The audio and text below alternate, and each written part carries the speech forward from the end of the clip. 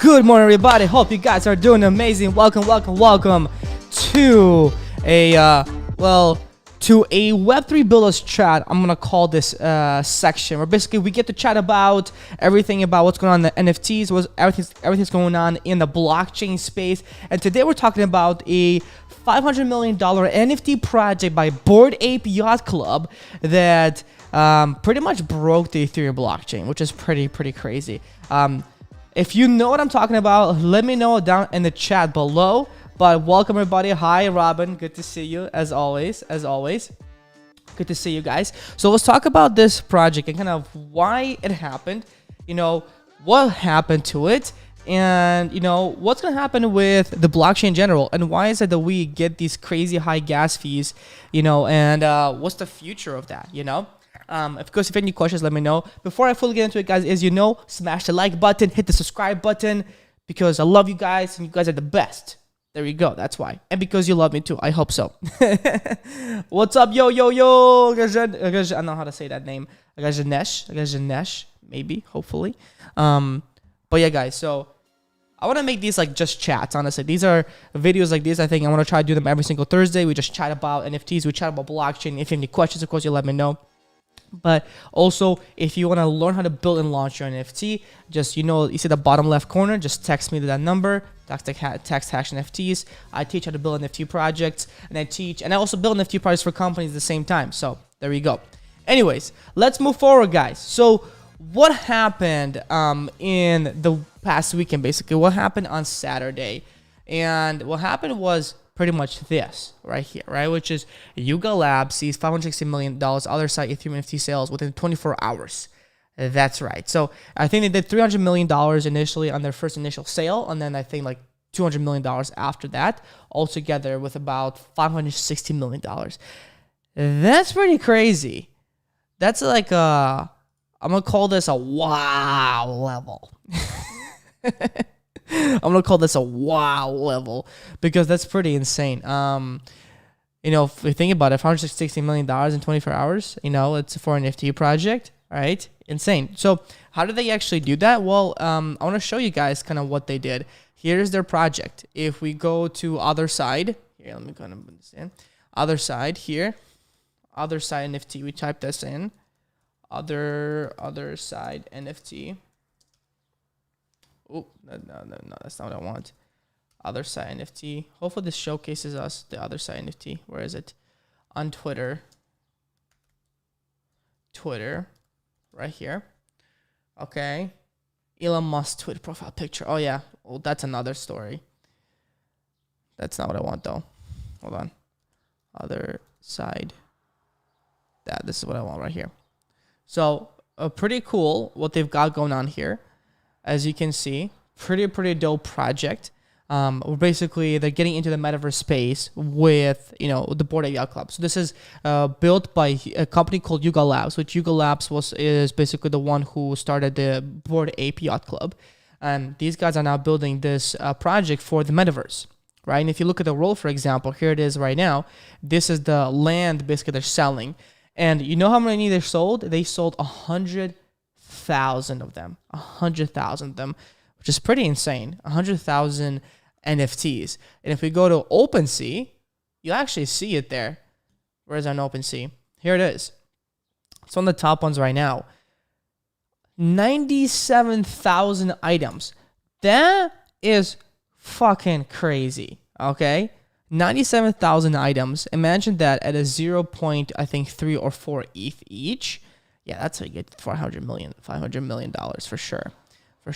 Now, unfortunately, this price has dropped a lot. Initially, the price was like really high. I think the average price was initially 9 ETH. You can see 9.8. It's starting to come up really slowly, but still the floor price is like 3.65 right now. So that's kind of what's going on right now in this aspect. So pretty low price still. So you can actually pretty much get in. Now, let's talk about what kind of happened on the gas fees front and why they're being hit so hard. Okay, let me go back to my project here. So yeah, this is the project they built. Pretty damn cool. Honestly, the land they're selling. So think about this as like if you want to get into the metaverse space, this probably might be a pretty cool way. Of course, not financial advice, but I'm thinking of actually getting into this myself and potentially looking at buying, one of these lands, because I never bought a metaverse NFT before. So, and I think this would be pretty cool. Oh yeah, cool. All right, we're still live. Okay, I'm just making sure we're all good here. So yeah, moving forward. And the cool thing that they're doing is they're building a Otherside SDK. So think of it as like the metaverse, and you can bring anything you want into this metaverse, right? And so for developers, this is especially really useful because you get to build, it's your world to build. You get to build, maybe let's just say you have an NFT, doodles. You can bring in doodles into this world, right? And so many others. Any NFT project, pretty much, you can bring into this. And so they're opening up this SDK for developers, which I think is pretty cool, to be able to get into this and actually, have their NFT be part of the metaverse. And that to me is exciting. Now, the challenges they came up with this are the following. These are the challenges that they end up kind of having to go through with. The biggest thing, as you can see, is $180 million in gas fees. Holy shit. That's what makes you want to do, pretty much. It makes you want to cry. $180 million in gas fees, guys. That's insane. If you think about it, right? Yeah. I mean, some people, I think one guy said on Twitter, he spent like 10 million, like, I don't know how many $1 million he spent on just gas fees just to be able to mint this NFT. Which is like, come on, bro. He could have just bought, in my case, he could just fucking bought it on, on the secondary market, like OpenSea at this point. But he just really wanted it. So I guess that's what you get. Anyways. So what they're saying here after everything happened, basically they said, hey, other NFT mint is sold out. We are awestruck at the demand shown tonight. Yes, of course, fucking $100,000, 100,000 of them altogether. So yeah, now what did they say about the gas fees? That's really interesting. Is they said the following. They said, we're really sorry for turning off the lights on Ethereum for a while. It seems abundantly clear that ApeCoin will need to migrate to its own chain in order to properly scale. So we would like to encourage the DAO to start thinking at this direction. So, very interesting topic right here. And one thing I can say is, yes, this is not scalable right now.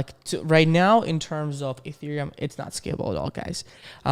If you compare the fees for like Visa, for example, right, where it's like minuscule fees compared to Ethereum and how long it takes to actually transact, it's astronomical, So right now, Ethereum, even Bitcoin, is not fully scalable. Like Bitcoin could not scale to Visa transactions or, to normal credit card transactions, let's just say. It's just not possible right now. But there is a potential there, of course. Ethereum right now, what they do is they use something called the proof of stake. So proof of work. So I'll just put this in here. It's called proof of work. Proof of work. And what proof of work is, honestly, is proof of work is it's a way where every single computer, think of it as a node, right? I'm not going to write these things down, are kind of rushing to try and solve an algorithm to validate your transactions. And here's your transaction, right? This is your transaction. And let's say this transaction is simply just like a mint transaction, right? That's pretty much what happened here. And and so every single computer is trying to validate it, trying to figure out. They call it the nonce. I'm not actually sure if it's the nonce in Ethereum blockchain, but I know it's in Bitcoin it's the nonce. They're trying to validate this, right? And so it's very unproductive because every single computer is trying to do that. They're trying to rush to it, and the first computer who does that, is the one who wins, right? And so that's why the gas fees are so high at the same time, and that's why it's so slow, right? And so what we're trying to do is we're trying to change that. We're trying to change that right now, whereby instead of doing this, it's going to move to proof of stake, which is a little bit different. I'll talk about that in a second.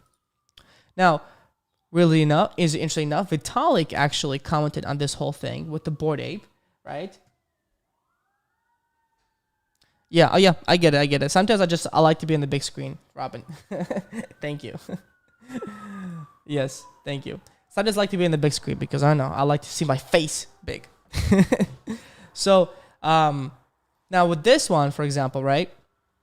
Vitalik said, which is of course the creator of Ethereum, you guys know, he said he doesn't think they optimize the contract because a lot of people said they're like, hey, the contract is complete shit. The contract was shit. That's why the gases are so high, you guys suck. And yes, I looked at the contract. There's a lot that can be improved on, of course, right?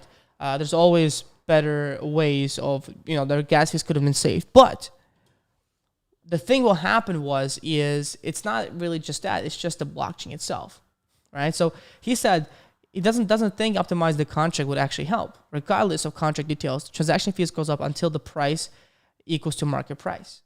So the more nodes we have solving the problem, the better, of course, right? Right? Hey, what's up? How you doing, my friend? Patricia, I think it's Patricia. She left. Haha. Welcome. So it's not honestly about that at all. He said that it's just that's how the blockchain is right now. It's not at the scale where it should be. That's the simple part I want to put into this, right? The market price is one because everybody's trying to rush to solve a algorithm every single time, and so there's not many nodes trying to solve, trying to reach for these transactions, trying to solve these transactions. Hi, says popping in to say hi, hello, and cheer you up. Thank you, welcome, amazing. And so of course, right, and so really doesn't really matter what the contract honestly even says. It's if the Ethereum blockchain was just fast. If your code was shit, didn't really matter. Hi, Ashish. Welcome, my friend. Good to see you. Doesn't really matter in this case, right? And so that's what I wanted to say at this point, right? And now you're thinking, well, like, nah, what the hell is going on? Like, will Ethereum ever be, the future? Will Ethereum ever, scale with these projects? And the thinking is yes. We're thinking about that. Yes, at some point it will scale. Right now it is not scalable because of the type of validation that every single person has to do. Okay. Somebody may ask a doubt. Yes, you may ask a doubt. If you have a question, definitely let me know in the chat. Definitely there is, right? But with Ethereum 2.0, however, things are changing a little bit here with Ethereum 2.0.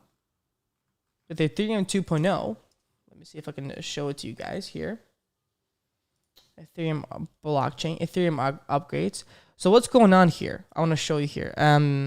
So Ethereum 2.0, that's been around trying to launch for the longest time, but it's not easy to fully, launch, a project from one side, like one blockchain to another blockchain. It takes time. It just does.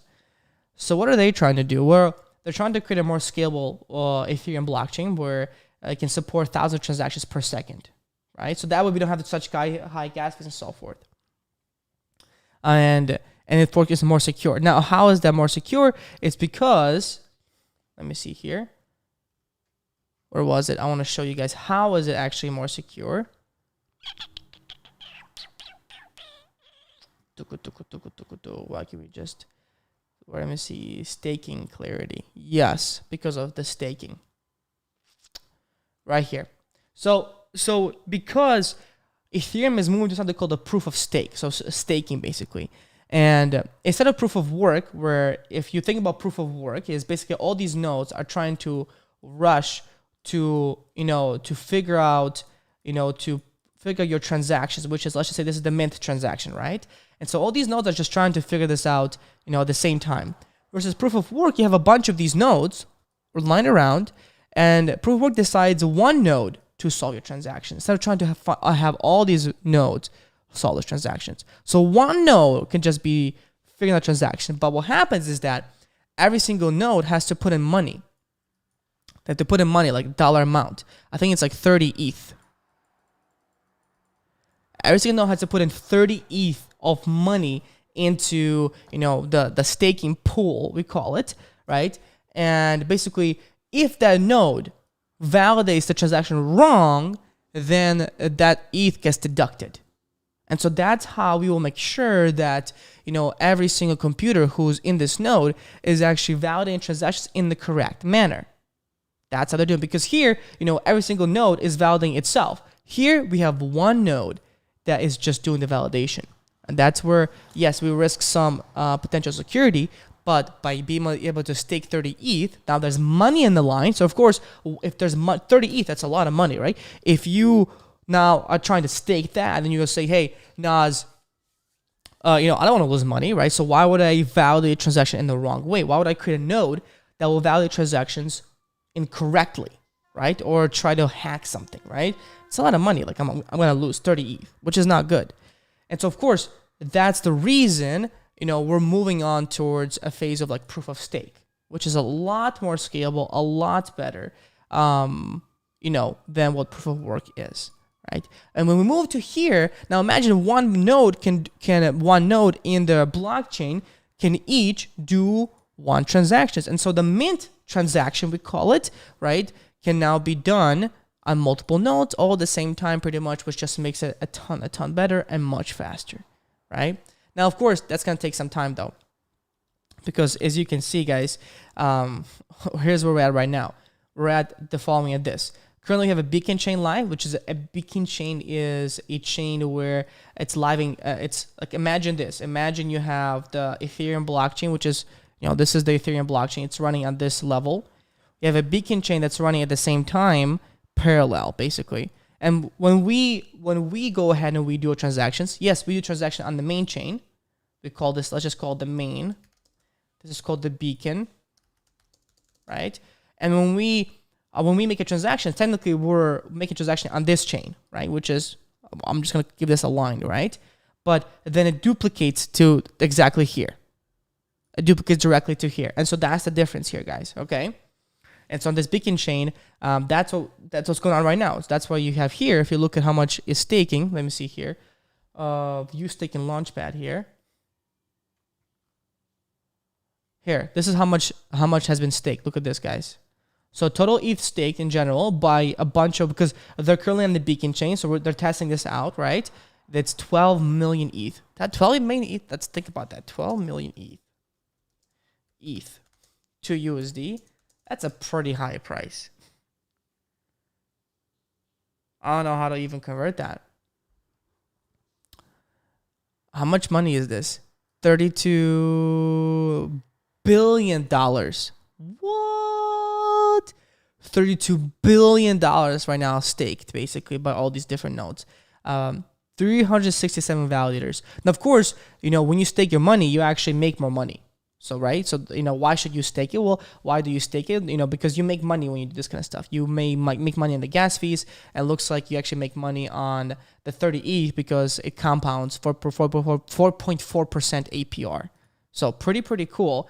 And you can actually see that it's just consistently increasing the amount of staked ETH, right?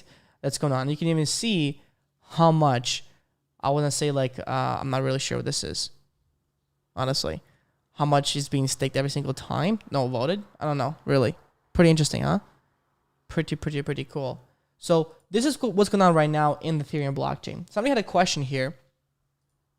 Let me see. When will the crypto market start going up, and why is it the crashing heavily now? Isn't it the future? I mean, good question. Of course, I am not the guy who could tell you the future of Ethereum. But it's going to go up, if you look at the stock market, right? Current stock market. If you look at that right now, it's has gone down dramatically, The stock market, like if you look at the Dow, I mean, look at this, right? If you look at the Dow in the past, let's just compare to a whole year, right? We're so down. I mean, look at this. It's just a consistent downtrend, right? So in the past year, we've been in a down market for a long time now. And the same is going on with blockchain, unfortunately, guys, right? Blockchain is in a down market right now. And maybe that's because of the current things that are going on, in the world. We've got a war going on. We've got so many things going on right now. It's pretty insane, right? So the same thing is happening with this situation, where a lot of things are going down, including the stock market. At some point, I think it will go up. Of course, not financial advice, but I do think that it's just a trend. It's just going to go up, and then at some point down, up, and then at some point down. So it's just going to take time for it to come back up. I'm a heavy believer in this. I love the blockchain. I build NFTs, and I see the future in this. So you really have to see the future to actually fully believe in it.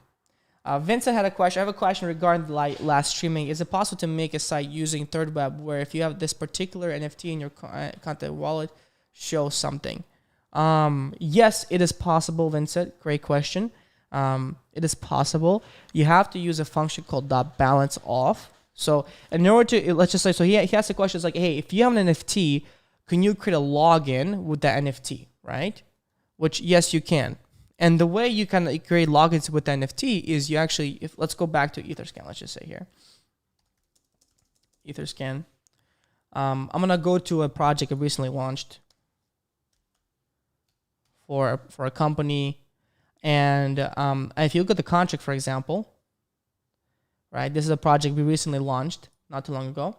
And if you look at the contract, there's something called balance off. And you can actually get the balance of NFT, based on the wallet address. And so you'll use this function from the contract to figure out, hey, what is my balance? Let's just say I have my 357 here. That's my address, right? And the NFT of ID of 0. So every NFT has an ID, 0, 1, 2, 3, and so forth, right? If I query this, you can see I actually have one NFT. And so if they don't have the NFT, basically if it comes out to be nothing, 0, then of course you don't lock them in, right? Or you don't show them something. But if they have this balance of this NFT, then yes, then you show them something. Does that make sense? And so that's how you would actually check that pretty much to figure out, hey, do you actually show this or not? That's basically the matter. But yeah, guys, so this is I think is going to be the interesting part is when we get to this, the Ethereum 2.0 blockchain, then it's going to be a lot better. Yeah. That's my curiosity. And of course, as you know, what happens is in 2022, Ethereum is looking to merge everything, which is merging that beacon chain that we talked about, which was run in parallel, together with the main chain. And so we'll basically merge those and become, one chain. And so now we'll use the proof of stake, which should be a lot faster and should be a lot better, right? And at some point we'll have shard chains, which shard chains will expand Ethereum's capacity to process transactions and store data. So basically shard chains are like running chains at the same time, basically. So if you think of shard chains, it's like you're running multiple chains all at the same time, which just makes this whole thing even faster, right?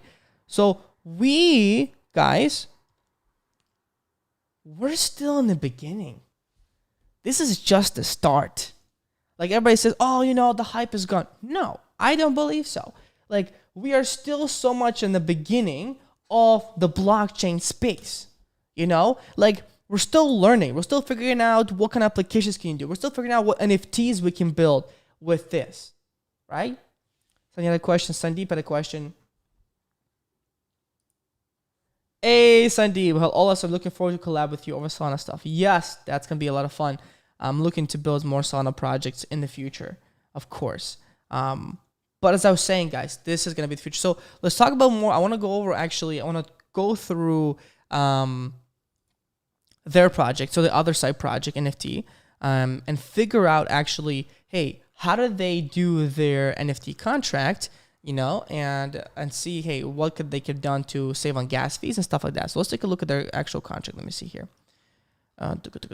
So the way I can look at the contract is pretty simple, guys. If you go to any NFT project, if you just click on their project, right, and if you scroll all the way down, for example, holy shit, 13 ETH. That's crazy, current price. Wow, insane. Go to details. You just click on the contract address right here, right? And so you go. And this will actually take you to the whole, contract address and so forth. And I will just go to the contract. And so this right here is their contract, application.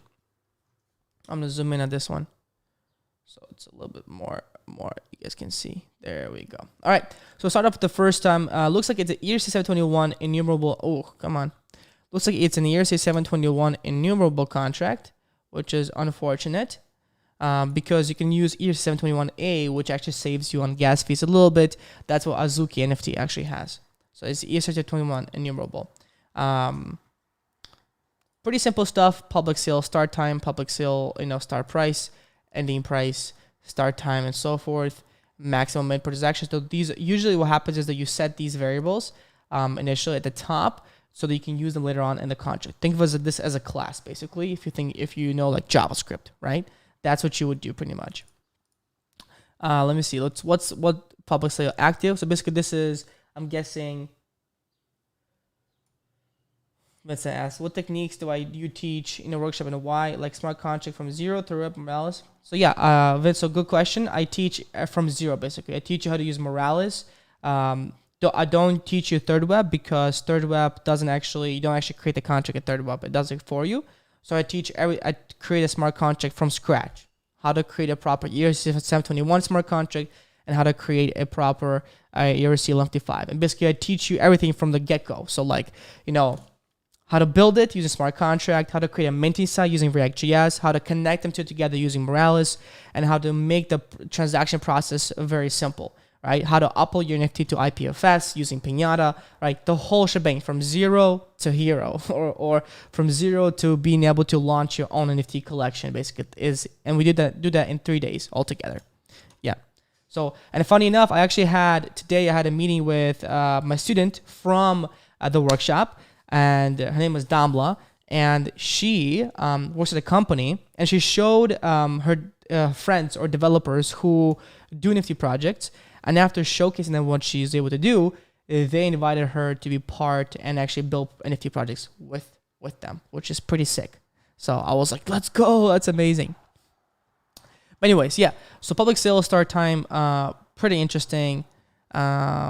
Alpha claim, beta claimed. So I'm not really sure. That's probably alpha is like I'm guessing that's like a group of people who claimed specific NFT.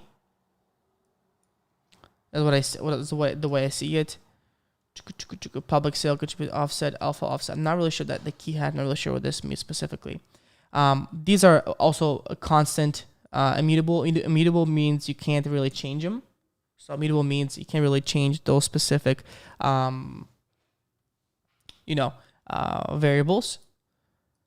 How many max lines there are and stuff like that. So okay, cool. These are just normal structs. Modifiers, you can actually set these on functions. So for example, you can say, hey, when public sale is active. So if you copy this, you see this modifier. Let me see. I'm gonna zoom in for you here. So it's pretty cool, actually, the way this happens. So you can actually, this means that, hey, run this function when public sale is active. Yeah, pretty sick. I'm from Italy. Can you join from home? Yes, Vincent. Yes, Vincent. Yes, you can. I have students from Australia, from Italy. I have students from all over the place. I have a student from from Puerto Rico. I have students all over the place. It's all through Zoom, and it's in 3 days. So you can join from your home as well. Good question. When public sale is active, so you can see, basically, when you set this on the function, this function can only be ran when this modifier is true. And you can see in the top, right here, when public sale is active, this will be true only when public sale is active variable. So pretty cool, right? Otherwise, if it's not active, it will just give you an error, public sale is not active. So usually it's actually NFT projects do, and that's what I like to do as well, is I like to split up my NFT contract or my sales into, let me see, like a public mint and a private mint. Let me see here. Where is it? Let me go look at this again. Yeah. No, don't want that. Mint lens. Yeah. So here.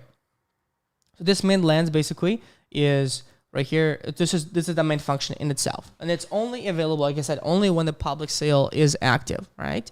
And we'll talk about this actual function in a little bit here. Of course, you can also stop public sale as well. And you can run this function when this is basically active, of course, which makes sense. Okay, moving forward. Get mint price, of course. You should only run this function when the public sale. And the reason why they do this is actually, this was supposed to be, I think, a Dutch auction, I think. But then they changed it. The get mint price function right here is actually supposed to be, because it's supposed to be a Dutch auction. Because if you guys don't know what a Dutch auction is, a Dutch auction where the price increases over a period of time. Yeah, so you can see how the price is increasing. Minus public times elapsed. See this right here? This is right here, the Dutch auction piece of code. So you can actually learn a lot from this, which is pretty cool. I think so. right? But they didn't end up using it actually, and you'll see it actually later on. Let me see, moving forward. Mint lands, okay. This is only for public sale active, and it's pretty simple. Let's talk about this function for the public sale right here, right? Looks like pretty simple. All we gotta do at this point here is they make sure that you input number of lands as being more than 0. Okay. Current number of lands minted per public sale plus number of lands equals to max. That's right. So we make sure that there's the maximum amount. I'm guessing is about 100,000. So they make sure that you don't buy more than the supply is. Make sure that you can only buy max per transaction. So you can buy like 2 per transaction, let's say. So of course they're checking for that.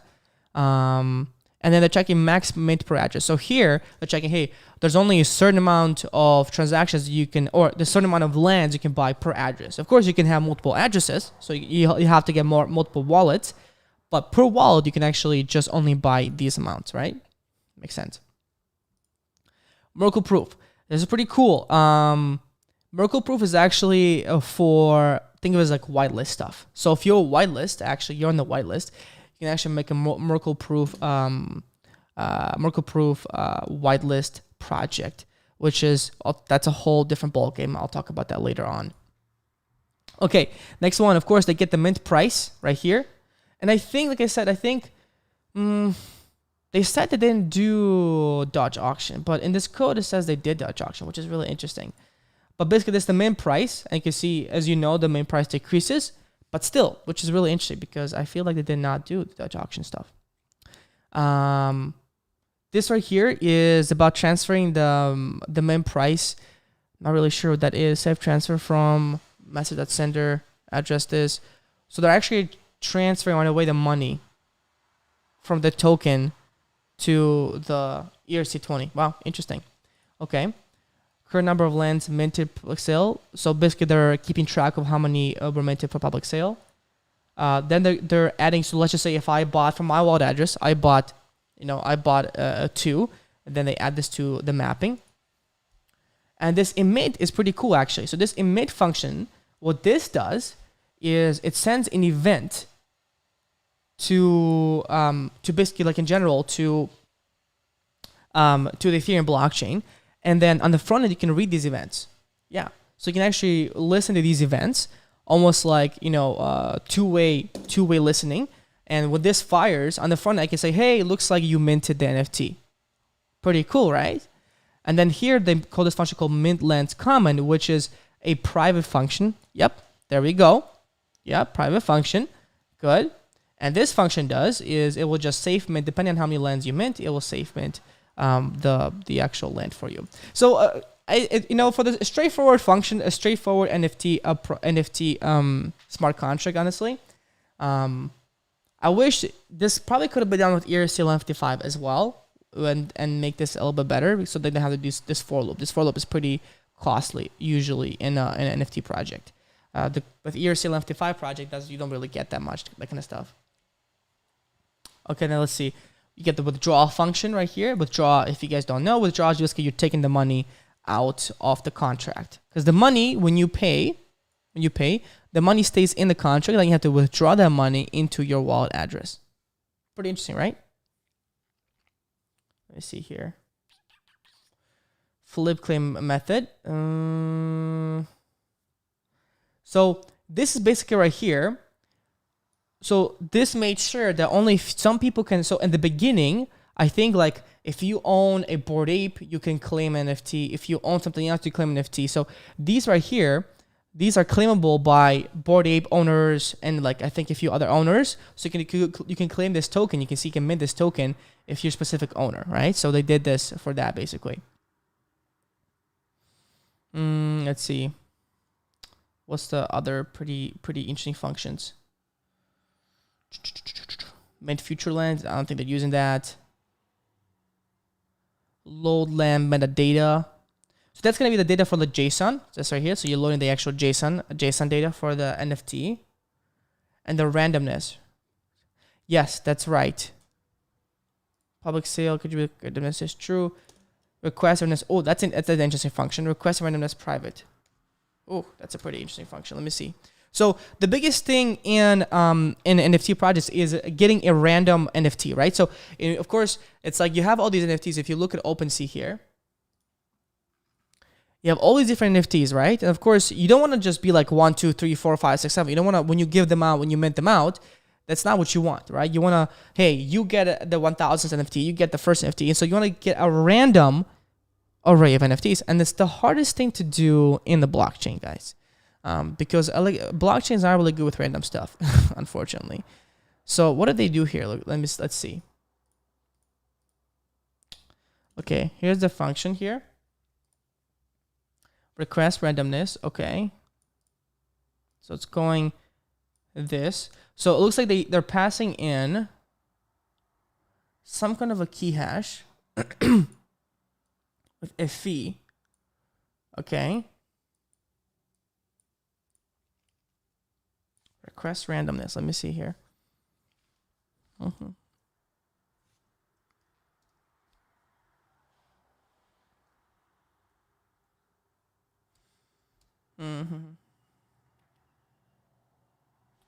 Where is the function though? Request randomness. Just that function itself.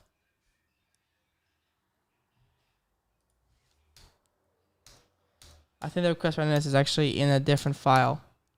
I think so. Yeah, I think it's in a different file. Let me see here.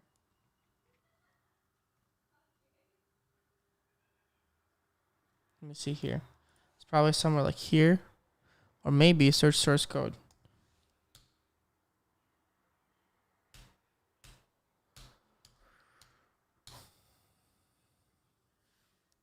Right here. I think it's this one. This right here has a request randomness right here. Right there. Right there.